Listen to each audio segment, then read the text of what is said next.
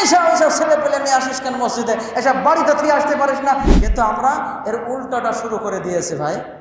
যেমন দেখেন, আমরা নামাজে দাঁড়াই, বাচ্চা কাচ্চাগুলোকে সব একবার ওই পিছনের কাতারে দিয়ে দিয়ে যা, ওই পিছনে যা, ঠিক না বেঠি?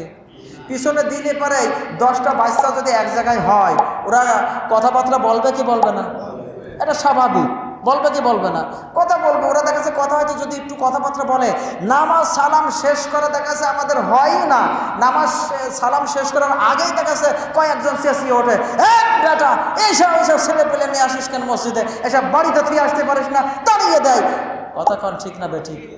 আর এগুলো তাড়িয়ে দিচ্ছেন, ওরা কি করছে, মসজিদে আসছে না, দেখবেন আপনার বাড়ির পাশেই দেখবেন এক জায়গায় গান বাজছে, ওখানে যাই দেখবেন ওরা নাচছে।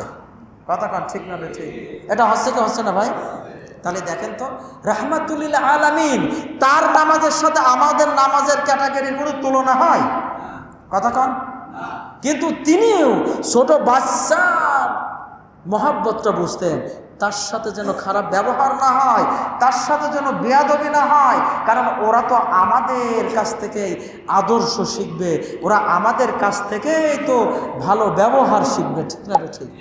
আমি আপনি যদি ওদেরকে এখন মাইরে তাড়াইয়ে দিই, ওরা মনে করবে তাহলে মসজিদে মনে হয় এইভাবে মাইরেই তাড়িয়ে দিতে হয়, বড় হলে ওরাও তাই করবে, ঠিক না? ঠিক ভাই, কষ্ট পাচ্ছেন? এজন্য আমাদেরকে পরিবর্তন হতে হবে ভাই। আমরা যদি পরিবর্তন হতে পারি, দেখবেন আমাদের নেক্সট জেনারেশন, পরবর্তী প্রজন্ম দেখবেন পরিবর্তন করে দেবেন কে? আল্লাহ করে দেবেন ইনশাআল্লাহ।